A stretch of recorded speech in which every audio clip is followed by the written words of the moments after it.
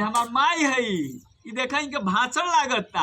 इनके साहू फुले अम्बेडकर पेरियार पर कोनो मतलब नहीं है। इनके सिर्फ एक ही मतलब बा, बढ़िया से कमा, बढ़िया गाड़ी होखे, घोड़ा होखे, एक महल होखे। ये रोज कहले खपड़वे उजाड़ द।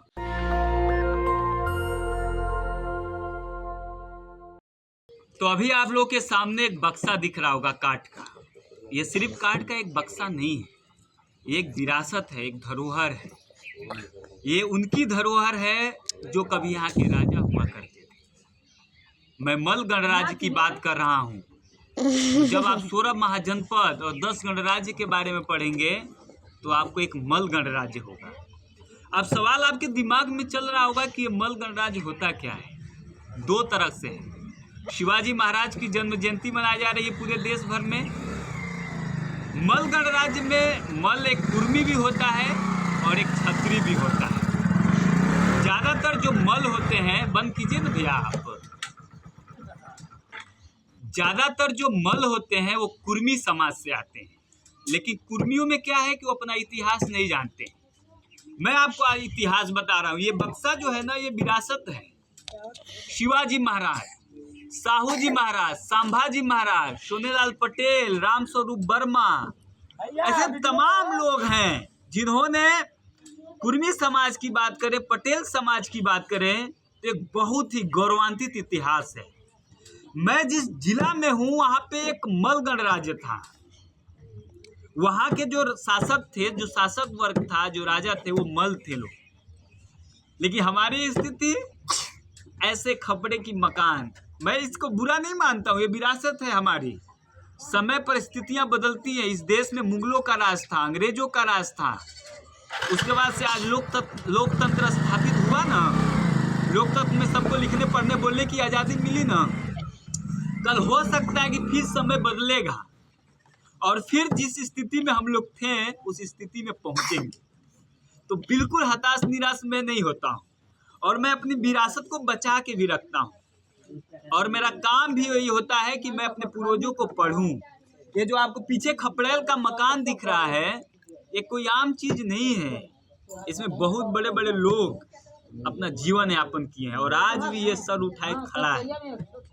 कुछ लोग कहते हैं कि यार क्यों ये रखे हो, हम कहते हैं कि जरूरी है। ये काठ का जो बक्सा आपको दिख रहा है ना, इसी में से हमारे बाबा जो थे हमें 8 आना निकाल कर देते थे, 1 रुपया निकाल कर देते थे, तो मैं मीठ गोली खाता था।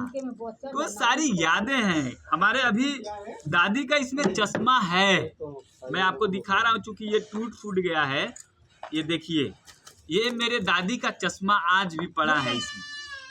और ये लगभग एक अर्जे बीत गया, मतलब 10 साल से ऊपर हो गया। लेकिन आज भी ये सारी जो धरोहर है वो कहीं ना कहीं है। और परिस्थितियां बदलती हैं यार। मैंने तमाम ऐसे जो स्वतंत्रता सेनानी थे उनके हिस्ट्री को पढ़ा है, जिन्होंने अपना जीवन का कीमती समय इस देश को आजाद कराने के लिए लगा दिया। और बाद में जब देश आजाद हो गया तो उनको कुछ नहीं मिला। बहुत सारे ऐसे स्वतंत्रता सेनानी थे जो सिगरेट की फैक्ट्री में काम किए। लेकिन आज भी ऐसे बहुत सारे इतिहास हैं। मुझे तो कभी कभी लगता है कि यार भगत सिंह जब जिंदा होते हैं आज, तो उनको कौन पूछता। वो मात्र 23 साल की उम्र में फांसी के फंदे पर चढ़ गए थे। चंद्रशेखर आजाद को कौन पूछता, राम प्रसाद बिस्मिल को कौन पूछता। जब मैं उनकी हिस्ट्री पढ़ता हूँ, जो स्वतंत्रता सेनानी थे और आजाद भारत में, वो कहाँ काम किए, वो सिगरेट की फैक्ट्री में काम किए। आप सोच के देखिएगा। ये हमार माई है ये देखा इनके भाषण लागता।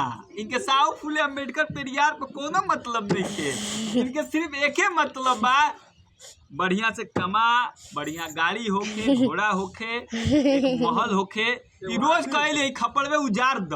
अरे काहे उजाड़ दी भाई, काहे उजाड़ दी? हमार विरासत है। हमार बाबा जोन बनवई ना अपन खून पसीना से, ओके काहे हम उजाड़ दी? आज भी इसमें सेखुआ की लकड़ी, मतलब टाली का है। आज भी वो आरामदायक जगह है, क्यों उजाड़ दे? तो बहुत सारे लोग हैं, आपको लोग कहेंगे, लोगों का काम है। आप सबकी सुनेंगे तो नहीं सुन पाएंगे। आज गाय भैंस बकरियां पूरा भरा पड़ा है द्वार।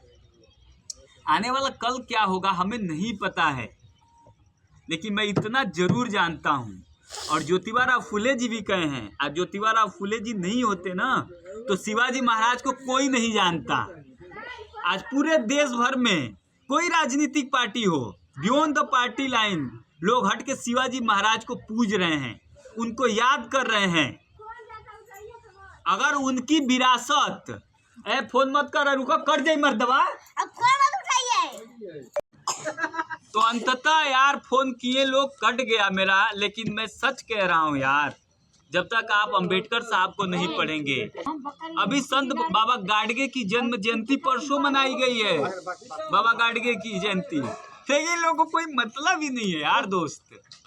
इन लोगों को क्या मतलब, खाना खाना है, जीना है और एक दिन मर जाना है। बाबा साहब अम्बेडकर जी कहे थे, हटो भाई, बाबा साहब अम्बेडकर जी कहे थे कि यार सिर्फ अगर तुम खाना इसलिए खा रहे हो कि जिंदा रह सको, तो एक दिन तुम्हें मरना ही है, तुम आज ही मर जाओ, इतना संघर्ष मत करो। तो ये बाबू हैं, ये हैं, इनको क्योंकि पढ़ाई ठीक है इनकी, इनका भी बढ़िया है, और भी लोग हैं। मैं आप लोग को फिर कह रहा हूँ वही बात कि आप साहू फुले अम्बेडकर, पेरियार और जितने भी महापुरुष हैं उनको आप ज़रूर पढ़िए। आप नहीं पढ़ेंगे तो ना तो अपना अधिकार आप जान पाएंगे और ना ही आप स्वतंत्र हो पाएंगे। आज जो ओबीसी समाज के लोग हैं, पिछड़े, उनको आरक्षण ही नहीं पता है। शेड्यूल ट्राइब के जो बच्चे हैं उनको आरक्षण नहीं पता है, उनकी जगहों पे एनएफएस कर दिया जाता है, नॉट फाउंड सूटेबल। तो चाचा ला रहे हैं भाई दुबने के लिए, हम चल रहे हैं, क्योंकि लोग हमको अब क्या ही बोले यार अपने बारे में। शुक्रिया।